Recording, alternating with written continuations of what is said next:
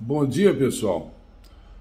Eu tenho acompanhado o processo a CPI do Senado sobre a Covid e tenho me preocupado muito como professor que fui, exercendo por 35 anos o magistério jurídico na Universidade Federal do Rio Grande do Sul, na Pontifícia Universidade Católica e na Unicinos, as melhores universidades do Rio Grande do Sul, 35 anos de exercício do magistério jurídico, notadamente direito constitucional e ciência política. Então, com foco exatamente na minha disciplina, direito constitucional, ciência política, direito administrativo também, né?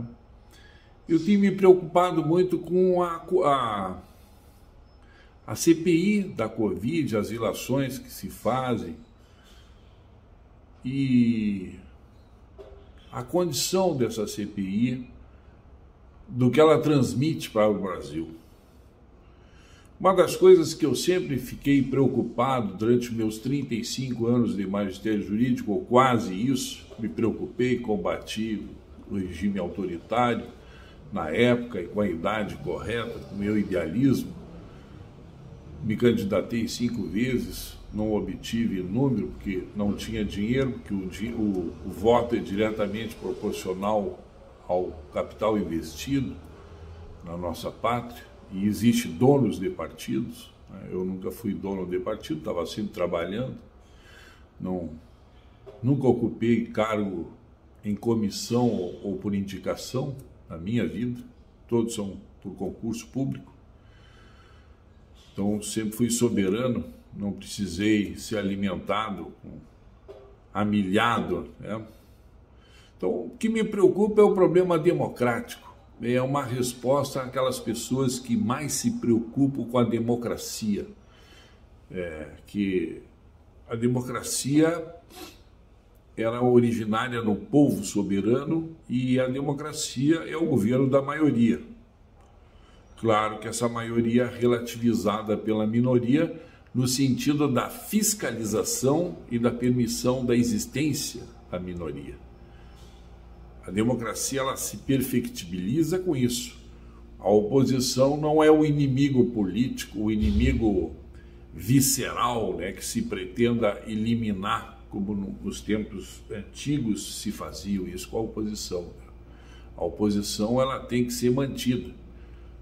Mas o que me preocupa é o hiperdimensionamento da oposição. E uma das coisas, um dos cernes da Constituição, que deveria ser remodelada ou se fazer uma reforma política, porque eu sempre falo, bato sempre nessa tecla única que os partidos têm caciques, donos, e que o sistema político brasileiro é loteado por esse sistema inidôneo. E eu vou provar por quê. Do hiperdimensionamento da minoria, né, dentro do sistema político brasileiro.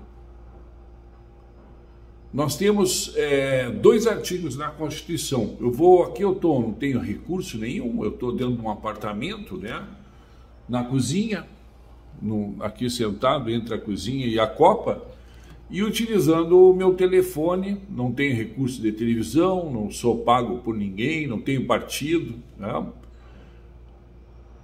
E com base nessas inquietações do hiperdimensionamento da minoria e da oposição, né, que eu queria fazer um apelo aos democratas para que pensem sobre esse processo que está acontecendo de julgamento, né, de linchamento do presidente da República, que até inclusive está no hospital já, né? Tá uma obstrução intestinal, né, causada pelo nervosismo, né, pelos ataques veementes. Então, esses ataques veementes vêm da onde? Então, nós vamos ver aqui. Eu vou acender aqui o meu outro computador, meu outro telefone, Nós vamos ver aqui o seguinte, vou mudar o foco aqui, ó. Governo federal repassou mais de 420 bilhões para os estados para atender a Covid. Isso aqui não sou eu que estou dizendo, é o site do governo federal, né? O site do governo federal, tá aqui os valores. Então aqui, ó, para o Acre foram repassados 6,8 bilhões, está ali, ó. O Acre faz parte dessa comissão, né? O Acre tem o senador da oposição, o senador Randolph, o Acre não faz parte. Então, o Acre. O Amazonas, que é o presidente da comissão, recebeu 18 bilhões. O Amazonas é o presidente da comissão, é o Omar Aziz, né? Recebeu 930 mil votos. Está aqui, o Amazonas recebeu 679 milhões, foi suspensa a dívida, benefício do cidadão ao cidadão, recursos transferidos ao Estado, né? O total 18 bilhões. Recursos de benefício do governo federal para o Amapá.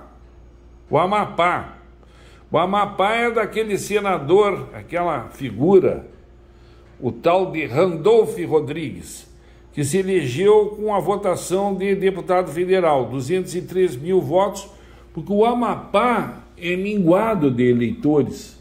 Ele tem, conforme o Superior Tribunal Eleitoral, 517.102 eleitores, né? E ele recebeu, tem que prestar conta, 6,7 bilhões, está aqui, ó, 6,7 bilhões, né, o Amapá. A Bahia, que tem um representante aqui, né, da Bahia, também na comissão, recebeu 67 bilhões, né, em recursos diversos aqui para a Bahia.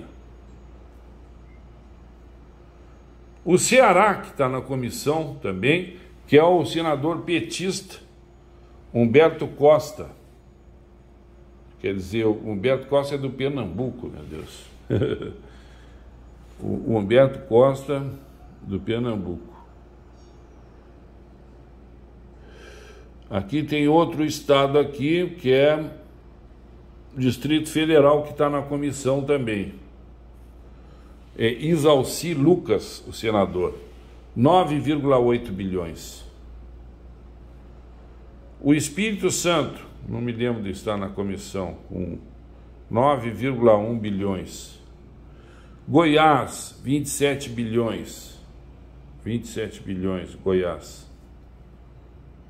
Maranhão está na comissão, 36 bilhões.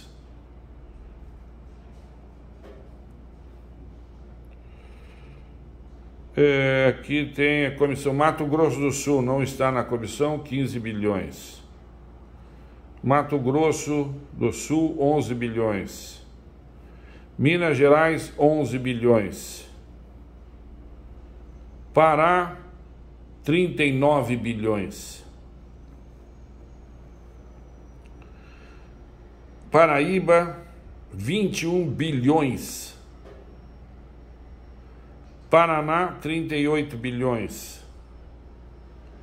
Pernambuco, que é desse senador que está na comissão, Humberto Costa, né?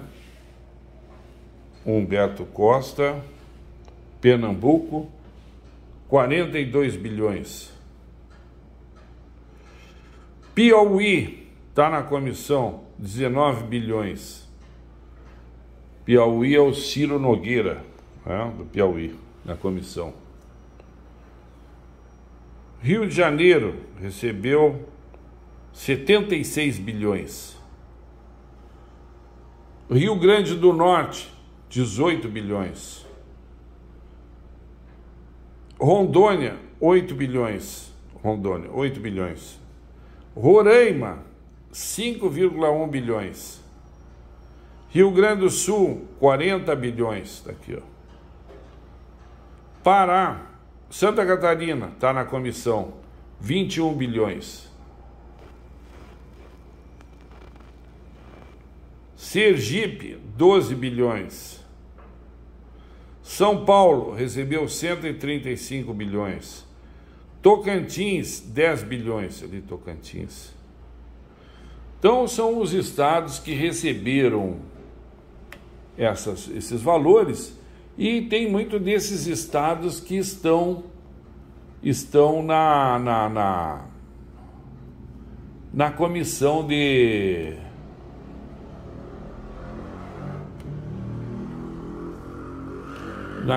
da CPI.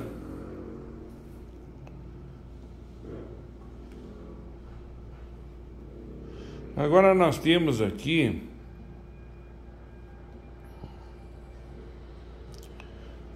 aqui o seguinte: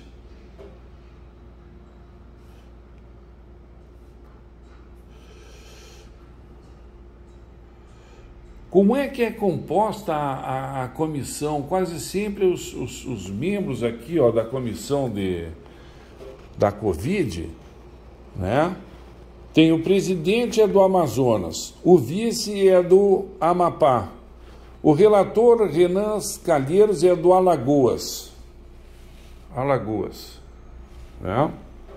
O Ciro Nogueira do Piauí, Humberto Costa do Pernambuco, Isalci Lucas, né, do Distrito Federal, e Marcos Rogério Rondônia.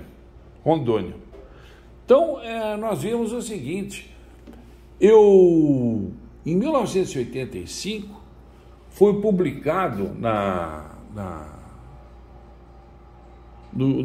Folha de 0 Hora Opinião um artigo que ficou emblemático, do doutor Luiz Carlos Lopes Madeira.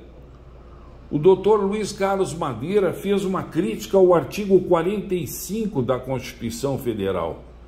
O artigo 45, a gente lê assim, ó: a Câmara dos Deputados compõe-se de representantes do povo eleitos pelo sistema proporcional em cada estado e em cada território no Distrito Federal.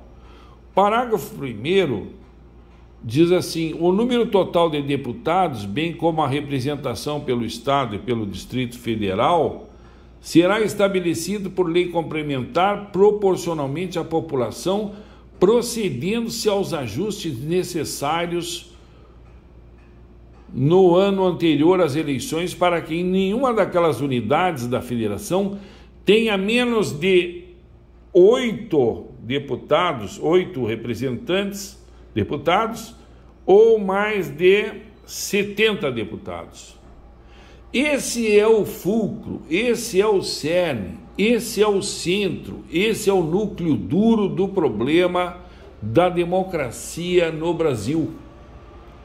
E esse seria um índice que deveria sofrer uma remodulação, porque a Constituição diz aqui, no seu artigo 14 dos direitos políticos, diz assim: a soberania, o soberano, a soberania popular, a democracia, é dizer, será exercida pelo sufrágio universal e pelo voto direto e secreto, com valor igual para todos. Com valor igual para todos. Eu vou mostrar uma matemática que não fui eu que descobri isso, do artigo 45, foi o doutor Luiz Carlos Lopes Madeira, em 1985, que trouxe à colação em 0 Hora Opinião, um artigo com o seguinte título: por muito menos o Rio Grande foi a guerra. E ele ali analisando, mostra, e aqui eu fiz os cálculos nesse papel, atualizado, com a população atualizada, a população eleitoral, né? Ele fez um cálculo da exorbitância e da mentira política contida na Constituição sobre a igualdade da cidadania.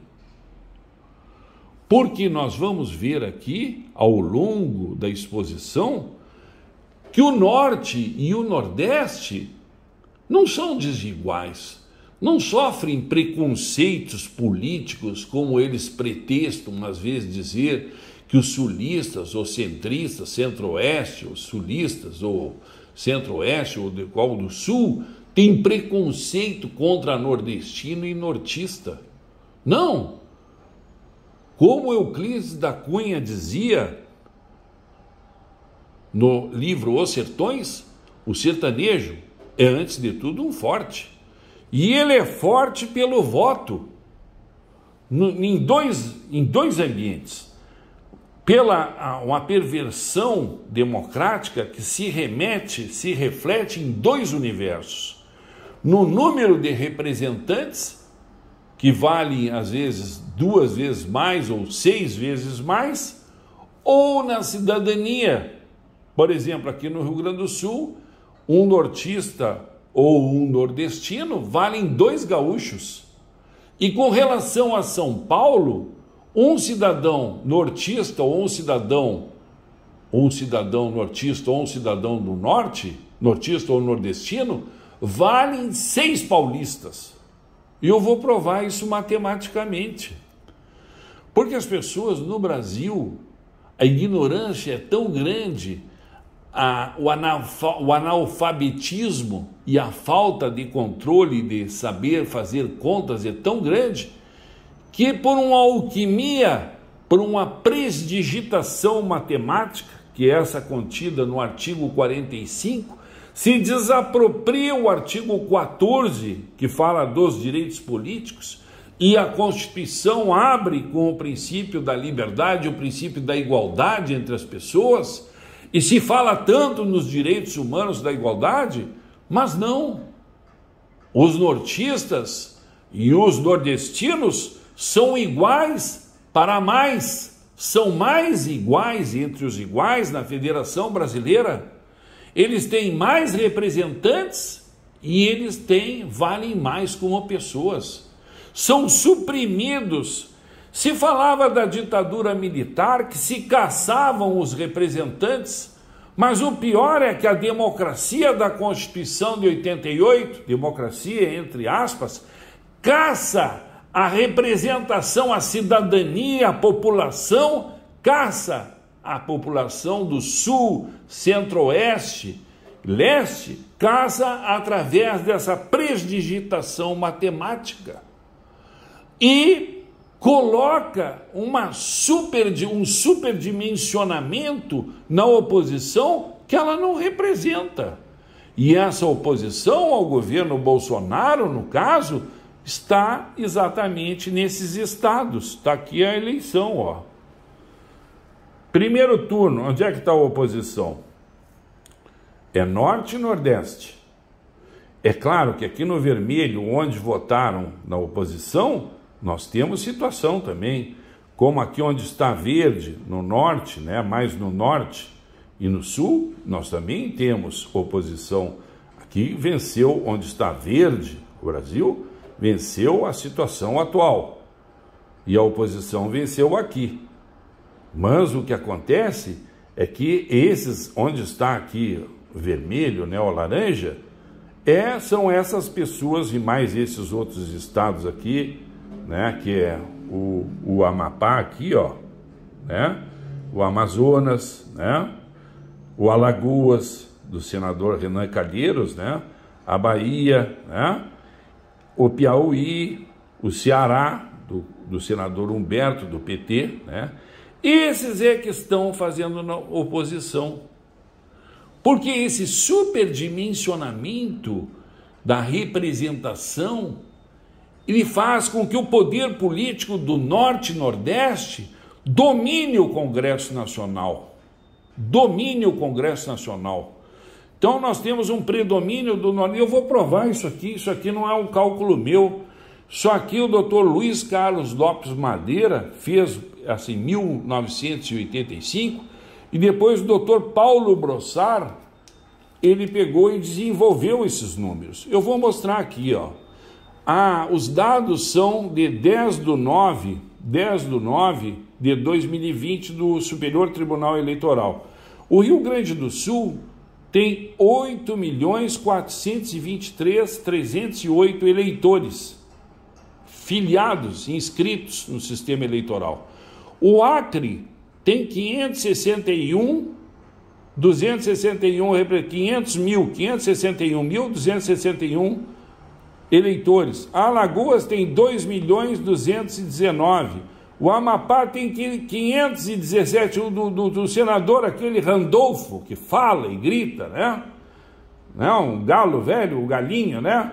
517.102 pessoas inscritas. O Amazonas tem 2.503.000. Sergipe, 1.610.000. A Rondônia, 1.190.000.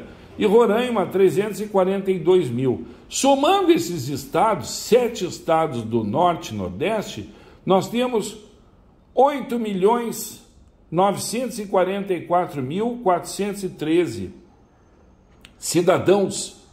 É quase que o mesmo número do Rio Grande do Sul, que tem 8.423.300.000. Mas o Rio Grande do Sul, pelaquela regra do artigo 45 da Constituição, tem só 31 deputados federais e tem 3 senadores, porque cada estado tem 3 senadores. Então o Rio Grande do Sul, com 8.423.000 de população, tem 34 representantes. Enquanto que o Norte e Nordeste, que são esses 7 estados, né, com os mesmos 8 milhões de habitantes, só 400.000 a mais, que eu posso tirar aqui o Sergipe ou tirar a Rondônia, né, e vai dar menos do que o Rio Grande do Sul, né? É 8 milhões contra 8 milhões, ó. A diferença é 400.000, não é nada, né? Para nós não é nada, né? Então, eles, por terem cada um 8 deputados, e aqui a Alagoas tem 9 deputados e 3 senadores, cada um tem 8, pela regra do artigo 45, e a regra do Senado, da Constituição, cada um tem 8 deputados e 3 senadores. Então, 6 vezes 8 deputados, que são 6 estados com 8 deputados, dá 48 deputados mais 9 deputados que são lá das Alagoas, da terra do Renan Calheiros. Então, 57 deputados. Mas cada estado desses aqui tem 3 senadores. Então, 3 vezes 7, 21. 21 senadores. Com 57 deputados que esse pessoal tem, que esse pessoal mais igual entre os iguais tem, eles têm 78 representantes para a mesma população do Rio Grande do Sul, né? Para os mesmos 8 milhões de habitantes do Rio Grande do Sul. O Rio Grande do Sul tem 34 representantes, eles têm 78 representantes, 2 vezes alguma coisa maior a representação. Quer dizer, tem 2 vezes né, o valor. Por exemplo, para São Paulo, né, São Paulo tem 33 milhões de habitantes. São Paulo tem 70 representantes, deputados federais e 3, né, senadores. Tem 73 representantes, né?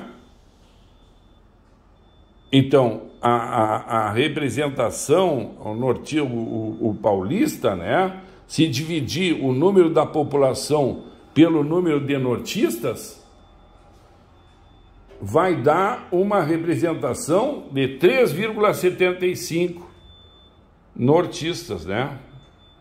Paulistas.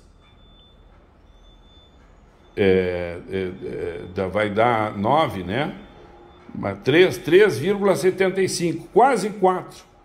Um nortista e um nordestino valem 4 paulistas, bem dizer, né? 3,75.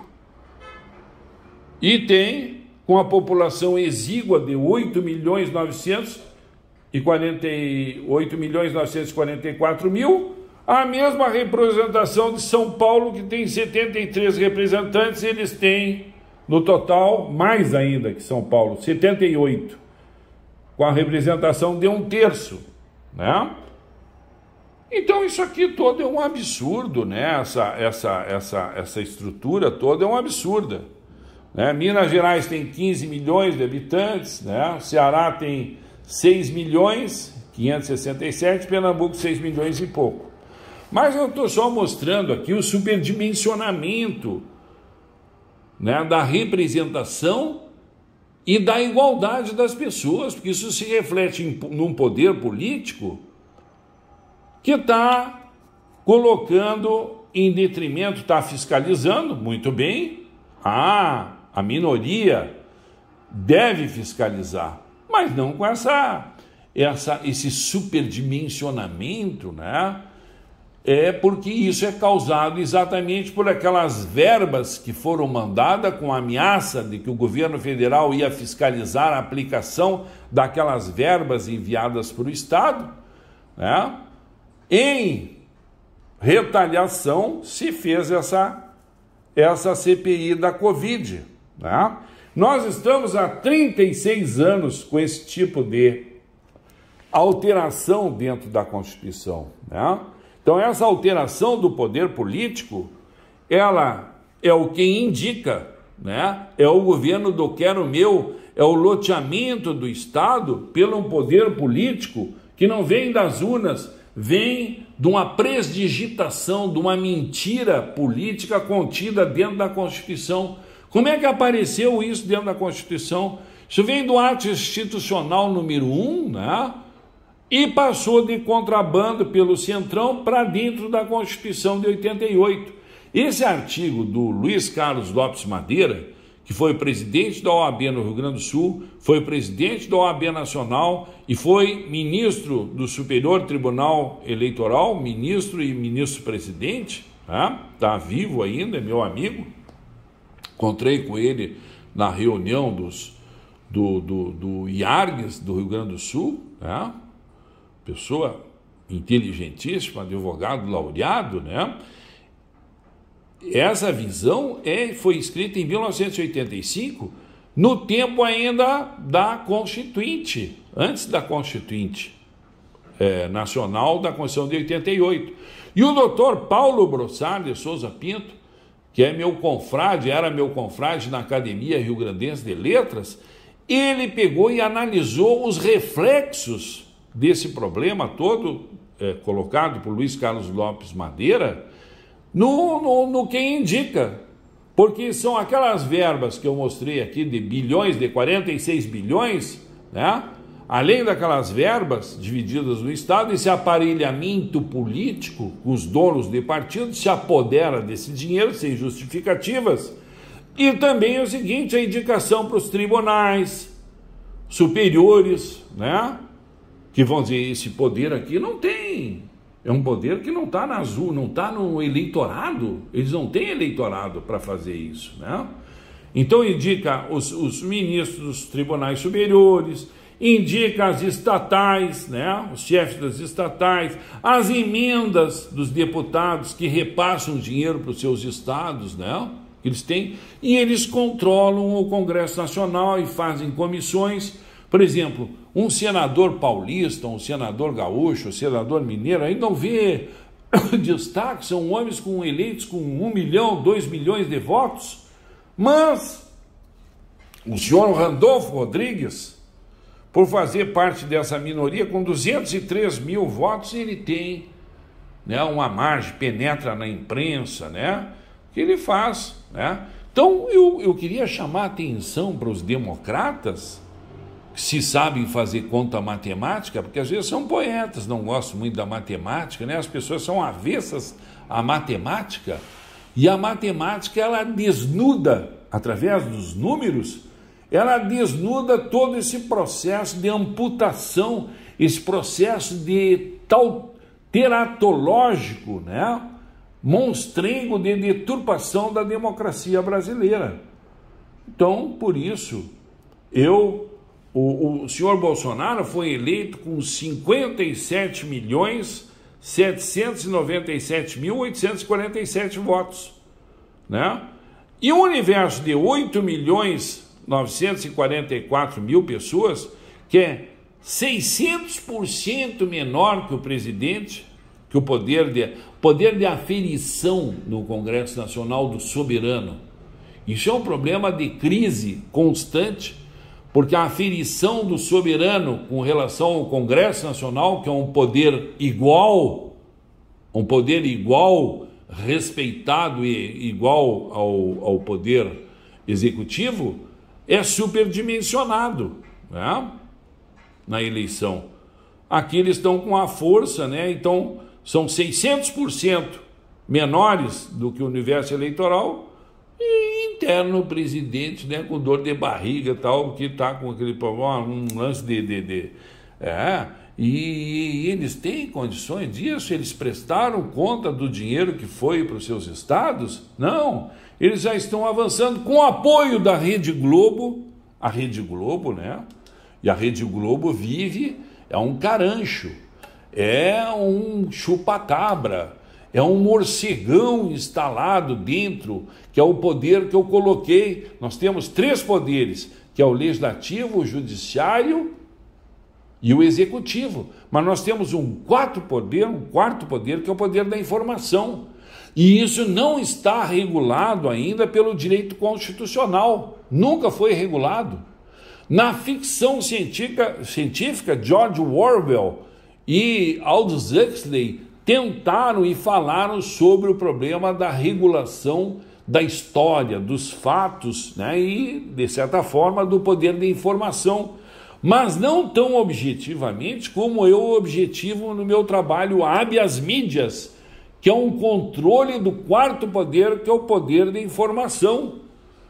Então essa rede, ela está subvertendo, sabe, superdimensionando a democracia com o universo mínimo de deputados, né, que são daquelas pequenas republiquetas que, na realidade, sem preconceito algum, né, pela matemática eu posso dizer que os nortistas e os nordestinos são mais iguais entre os iguais no Brasil, que nós do sul, né, sudoeste, centro-oeste, valemos pouco, valemos um paulista, vale um sexto, né, é um cara urbano.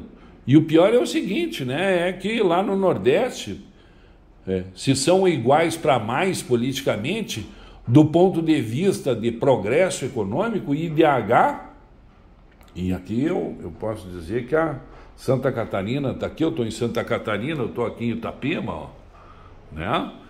Santa Catarina tem o IDH maior do Brasil, e esses estados aqui, Acre, Alagoas, Amapá, Amazonas, Sergipe, Rondônia, Roraima, é onde o problema da analfabetismo, né, a exclusão endêmica, né, a pobreza, né, está toda concentrada nesses estados aqui. Então a zona da mata, onde não se tem condições de massa crítica, de decisão, de massa crítica para elaborar o processo crítico de decisão política, no entanto, a decisão política sai dessas oligarquias que dominam esse universo, né, superdimensionado matematicamente, né, através de uma presdigitação matemática, né, de uma alquimia matemática, se faz a mágica de se dizer que isso é democrático.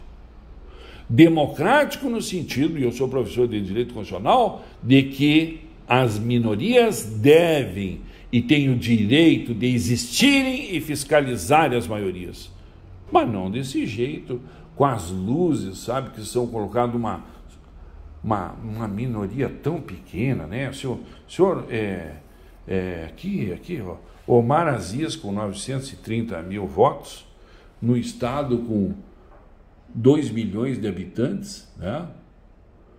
Um estado que recebeu sempre benefícios, que tem uma zona de industrial, Manaus, né, que alimenta e desindustrializa o Brasil, porque é um sistema de montagem importa da China tudo, monta. Eu fui em Manaus, eles disseram, faziam gozação comigo, diziam assim, vem cá, tu tá andando em moto, as motos que vocês têm no Brasil são todas nossas. Não, não são deles, são chinesas, são coreanas.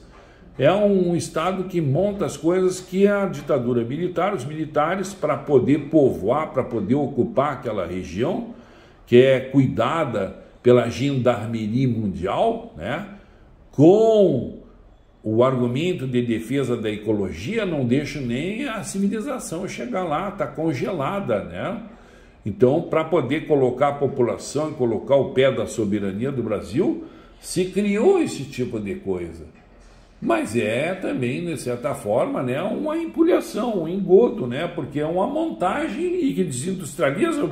Toda a desindustrialização do Brasil vem da Zona Franca, alguma parte, grande parte da Zona Franca de Manaus e dessas zonas francas que existem nas fronteiras, né, e que repassam o descaminho de direito, contrabando, tudo isso, né. Então são problemas, problema político, problema econômico, né? Então superdimensionamento. Então nós temos que pensar, repensar o Brasil.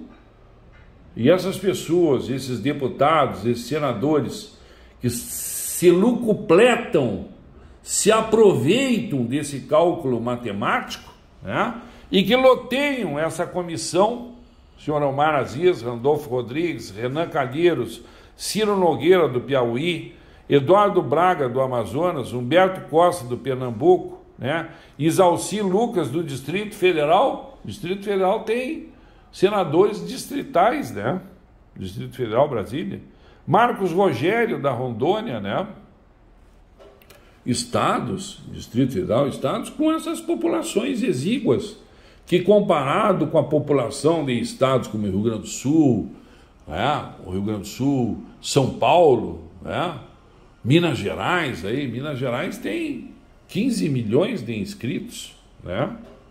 15 milhões 889 inscritos.